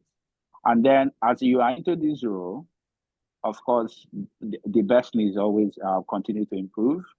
Then as you work with your team, at least you can figure out the skills that are needed in the job and then the skills that are needed in the job market in general. Then you work on yourself, keep on improving. And then, and again, it depends on the team you are in data analysis. Because if as a data scientist, definitely you'll be writing Python, R, and other things. But someone who is into business intelligence, the person will mostly be dealing with SQL, Power BI, Excel. So in summary, my advice would be look at the job roles, look at the job as job, roles and responsibilities, the job description, look at the skills they said they need. If you can have up to 50%, let's say, for example, if they listed IX and you have skills, you have Power BI skills, I think that should be enough. And then as you're into this job, you can work hard to develop. Yeah. Thank you, guys. Very fantastic point, Anthony. Thank you so much for sharing. Very insightful. And the crux of the matter is, again, it goes for everybody. When you're applying, if you meet 50% of the job descriptions, please apply. Apply. You don't use all the skills You don't, like he said, you can be 2 months, 3 months on a job, and all those plenty things that they've put in your job description, you're not doing them like every day, right? But it's always good to know as much as possible But don't always think that I need to know 100% of a job description before I can apply to the job. Yeah, sometimes it's even copy and paste from other job. They just copy and, this looks good. And then people scare away, especially us Africans. We scare away like, oh, I can't do this job. Then you don't apply. The more you shoot your shot, the better outcome you get for interviews. So, please, I want us to check the chat. We sent our social media handles. Please follow us on our handles. It's always good to network. At the end of the day, you connect with people on this call, for example, who are already in the field. If you've seen people who are already working today, they might have internal referrals. I've done that this week, right? So if you get your leg through to the interview phase, you're like more than 50% likely to get a job. Networking, some people network, they attend events like this, network, and they get jobs through this kind of event. So we need to open our minds and network, not just African community alone, broadly. Check LinkedIn, explore, join community, mix with other tech professionals, follow tech leaders around, and see what they are talking about. So it's not every time, oh, I'm bad. We join tech events, especially as we are in tech now, we need to stay on top of industry standard, industry technologies, emerging technologies, and all of that. So we have a community also, specifically for Nigerians. Precious, if you can drop the link as well. So you join the community, we support each other.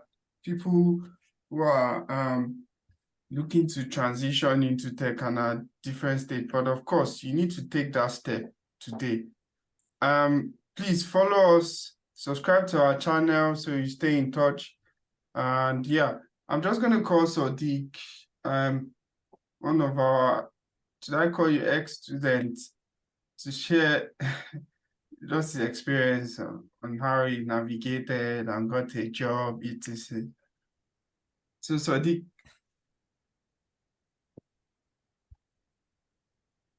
Okay, yeah. Actually, I've done like a training before on Scrum and Product Owner before enrolling with O2 Hero. So then I tried applying for jobs, like I wasn't successful. So on my first week enrolling with O2 Hero, actually on like the first day or the second day, because my friend that referred me, he was a student and he got a job. So he said that if I go through these people, like things will be easy for me. Like they are going to break down all the theoretical things that I've been reading, that I know, things that I've learned in school. Like they are going to like break it down for me. So I said, okay, let me give it a try. So I joined them. I got invites for an interview and they supported me very well and I landed the job. And even though I got a job, because of the I would say the curriculum and the way in which they transfer their knowledge, they impact knowledge to the students, I'm still glued. I'm still attending my classes because every day I learn new things. And those things are still very useful for me on my present role.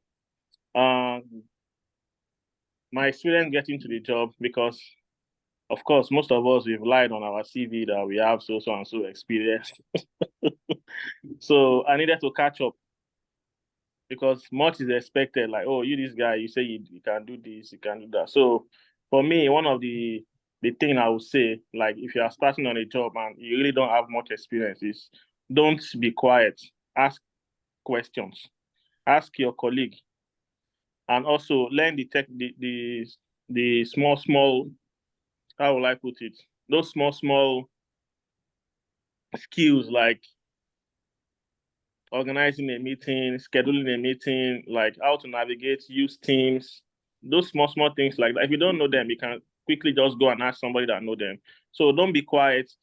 Speak out where you don't know, and also take it as a part of learning for you. Because in this role, I would say you continuously need to learn. Otherwise, you are going to just see yourself behind and you can't do anything. So you continuously learn. Any new thing that you don't know that is strange to you, just go and try and ask people, or you go on the internet and see, okay, what is this thing? There is no rocket science. Everything is things that we can do, so we can relate with them. So even up till now, it's still learning. I'm still seeing it as a learning phase. Although some of the barriers that some of us have, like before we transition into this role, is the salary. While we are doing our disability, we make a lot of money. Or we think we are making a lot of money, actually. But moving into this role, you might not get a good offer at the start. So you have to start thinking about what you are learning on the job, the experiences that you are gaining, and looking at, okay, where will this thing put me in the next couple of years after gaining all these experiences, and take advantage of all the tools that are at your disposal in your organization and try to know, even if it's a bit of them, just continuously learn. And I will say with O2 everything has been very easy for me. I know the fear, because I have that confidence that, okay, even if it's too hard, I know people that I can ask and they will guide me. Thank you very, very much. And I must commend Sadiq, as he said, honestly, sharing his experience. Not everybody are open about sharing their experience, especially in this kind of community. We always want to hold. Oh, if I ask some people, how much do you earn? They will be like, they might play around the figure and not tell you. It's just the way we are. And in this kind of environment or this country, everything is out there, transparent. You don't need to hide your salary. But to the point is that, Sadiq joined us a few days after he got interviewed with a case study. Again, that's another thing, right? So some interviews are not just come for interviews. Some are, they send you a case study. You need to prove that you can actually deliver, right? They want to gauge your expertise first. So case study, we walked through that, was successful, and then interview, he landed the job. But he didn't just say, oh yeah, I've gotten the job. That's the end goal. There's no need to attend class again. Shebi, I've gotten the job, let me just go and focus on that. I'm always still saying in class, like, Sadiq will still join early, join the class, be committed, ask questions, learn. Because when you get the job, that's not the end goal. Remember, it's continuous learning. You need to develop. It's just like you see your phone. You see your phone, they add new update every single time. Technologies evolve very quickly. And that's the human nature. And because we support products that have impact on so many people's lives, right? Real people, the project that you'll be working on, they have impact. So you need to be working towards, ensuring that you're delivering value every single day, every single minute. Of course, you don't read every minute, but the point is, it doesn't mean I've gotten the job, my learning stop. You need to continuously learn different things to better yourself. And that's admirable. And thank you, Sadiq, for sharing. So let me call on some of our current, if they are happy, I don't know if Chibuzo, do you want to share some experience you had? Chibuzo here. Or Shikai. Shikai, are you able to talk? So you guys know that we have ladies too in our organization, not just men. Chibuzo here. Okay, we'll get them later. Does anybody have any other questions? Oh, okay, no worries. Any other question from anyone? Okay, Eddie said, when you say have experience, going to ask your work colleague may not look good. Yeah, I think he's talking about some obvious things that you need to communicate with your colleagues to get, not silly things like how to use Teams or schedule meeting. Of course not.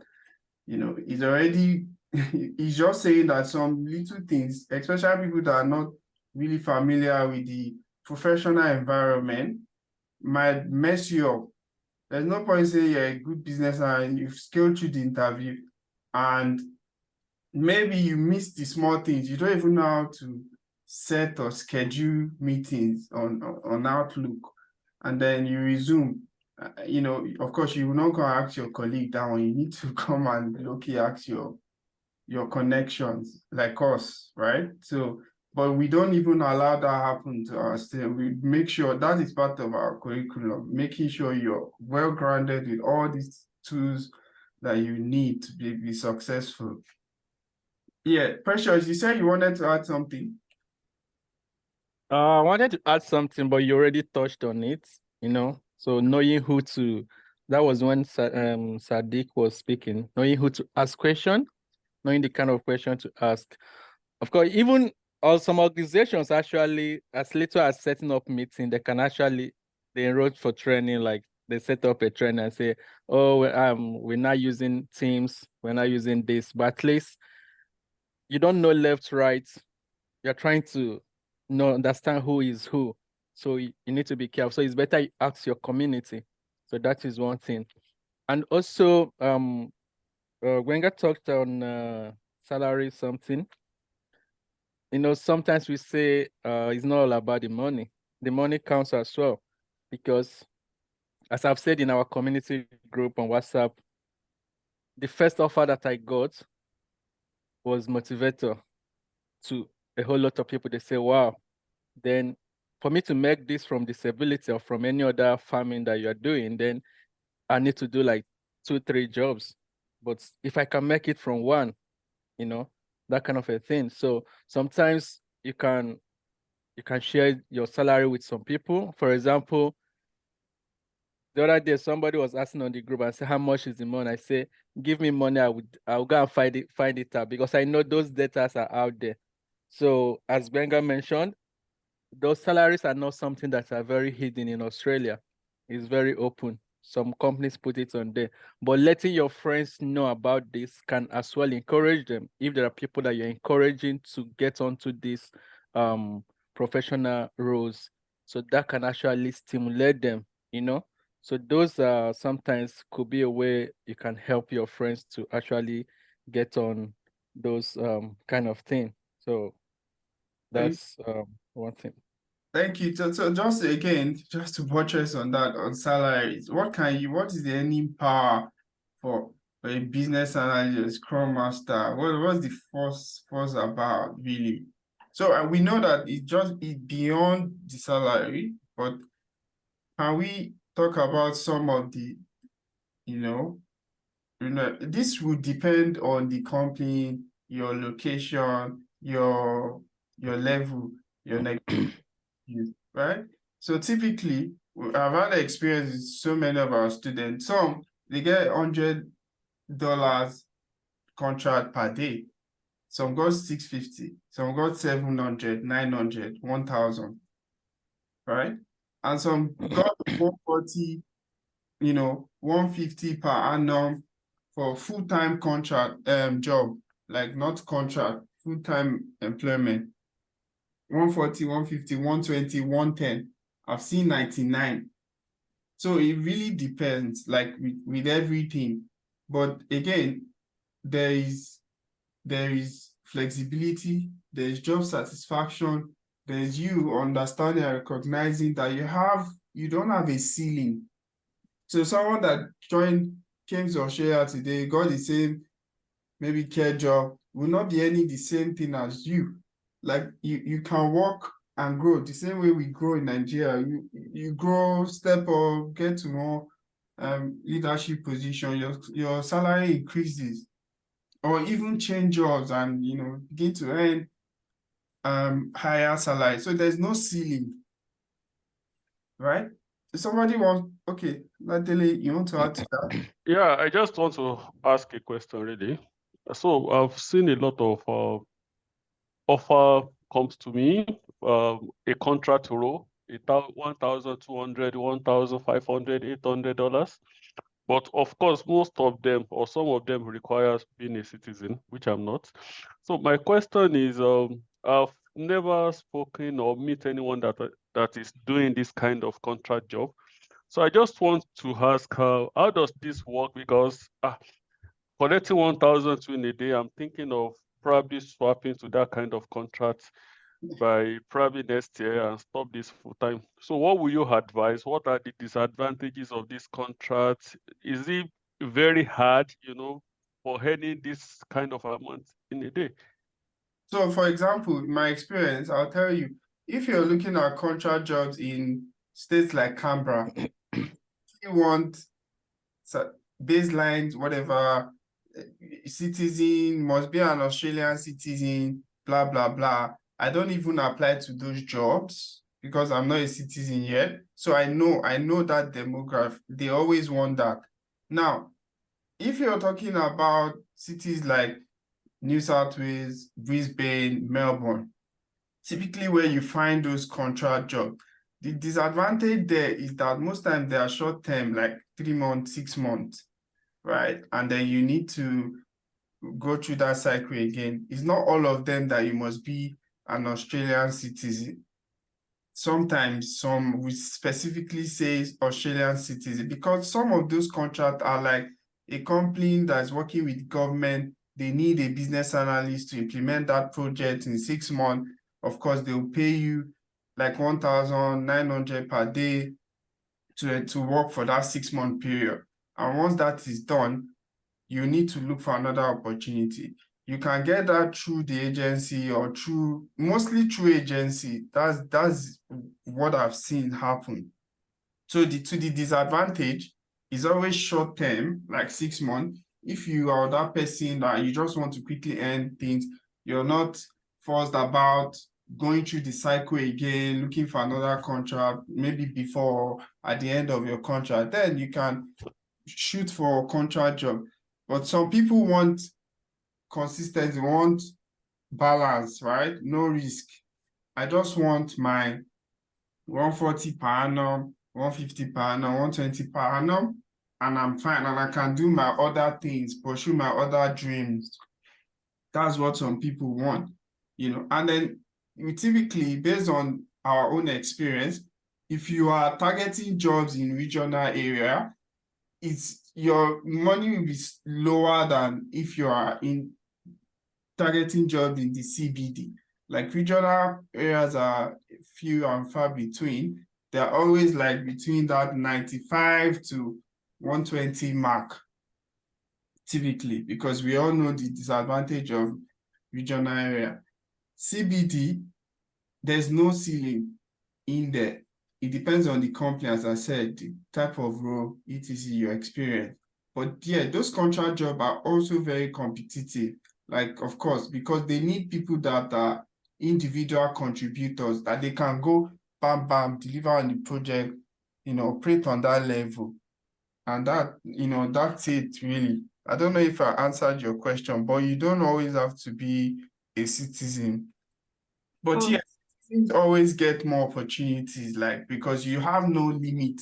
Like PR citizen, you don't have restrictions, you can cast your net wide. Sorry, Tayo, go on. I just wanted to answer or add to Oladele's question to the disadvantages. So you would not be entitled to things like, sick leave, annual leave, things like that you would typically get if you were working in a full-time role. So that's also something to consider. I guess it's all about weighing your options and seeing what works for you. I think the biggest disadvantage would be they're usually short-term, 6 to 12 months, some maybe 3 months as well. So if you're someone that likes to explore, you're not too fussed about going out there to begin your applications again, and that's fine. But there's that uncertainty. If you're someone that likes certainty, you like to know, okay, I'm a full-time, staff in this organization. I don't need to worry about applying for jobs in the next 3 to 1 year, then that's fine. But it really depends on what you want. So typically short-term, you would not be entitled to annual leaves, sick leaves, or public holidays. Sometimes even public holidays, you may not get paid for those. So yeah, those are some of the things you may consider. You can take it, but you not get paid. Remember, it's a daily rate contract. Yeah. Tosin, do you want to add something? I want to say something first. Oh, sorry. Precious.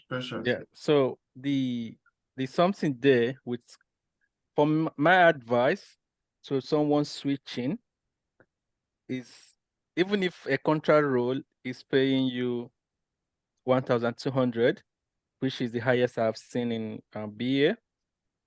No, 1,250, sorry. But you have another role, full-time role, that is paying you like 140, 130 per annum. I will encourage you to take the full-time role because you are coming into this space. You haven't been there before. The chances that you will make mistakes are there. And contract role is that it's just 2 weeks max, they shoot you off. It doesn't matter. The agreement is always, there could be no reason, well, we are done with this or we don't need your services again. That is what it is. But full-time role are not really like that.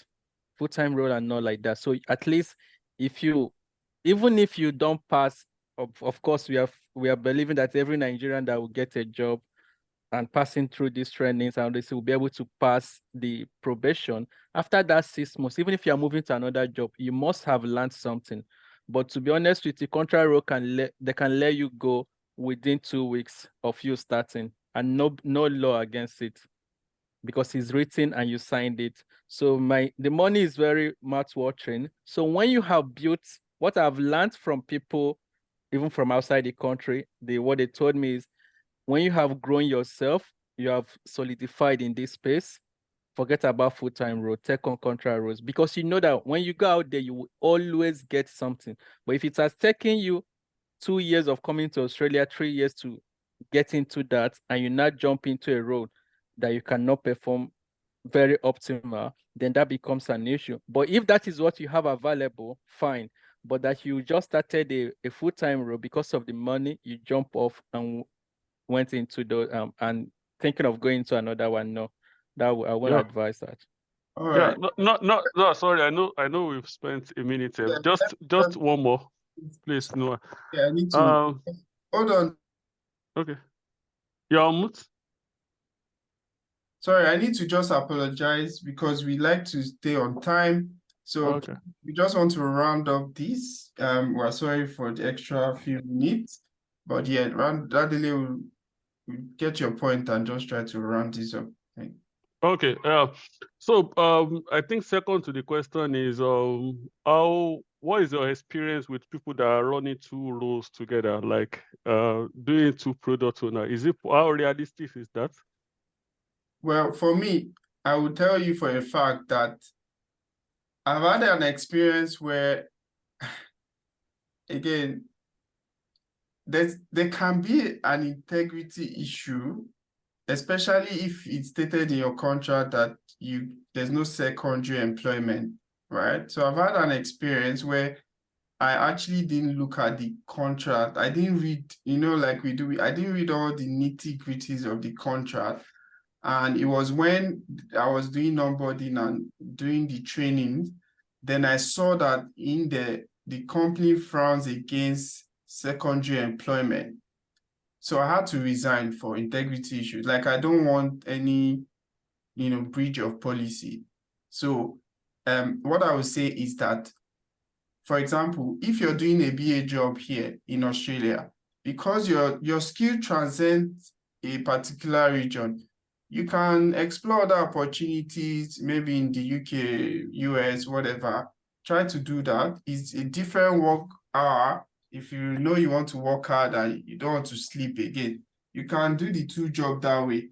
But if you're doing 2 jobs in Australia here with the same company, they will most likely, except it's a casual work where you have had an arrangement with them, like, oh, I'll work when I want and deliver. But if it's like fixed term contract where you need to do 8 to 5 or 9 to 5 or whatever in the same period, it will be difficult. And somewhere in the contract, you might find that secondary employment is not allowed. Are there people that are doing it? Yes, they are. If you get caught, there can be repercussions. So that's why we don't encourage that. Yeah? Is that understood? Yeah, thank you. Yeah. All right. Tosi, did you want to round up something? And please just. No, all good. Okay, thank you. Thank you so much, everyone. Please, we sent our social media link. Please kindly follow us. We will share the recording on our channels as well. So if you want to like rewatch and engage, we've also shared link to our community, Nigeria community, so you can actually engage as well, meet other professionals. So thank you all for your time and choosing to spend your precious hours with us. We appreciate. And then we'll keep in touch soon. Thank you, everyone, and have a great day ahead. Thank you. Yeah, thank you.